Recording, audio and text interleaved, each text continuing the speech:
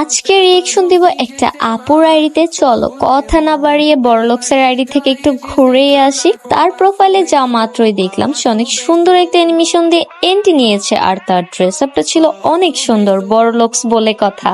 তার নাম হচ্ছে সিনু। তার এখানে বাংলাতে একটা নাম দেওয়া আছে, আপু আমাকে বলেছিল সিনুই বলার জন্য। লেভেল হচ্ছে 74। সে কিন্তু বিআর এ 3 স্টারে আছে হিরোইক, আর সিএস এ কিন্তু ডায়মন্ড 4 এ আছে। আপু কিন্তু মোটামুটি ভালো গেম প্লে করে। তার প্রোফাইল হচ্ছে গোল্ডেন অ্যান্ড হোয়াইট।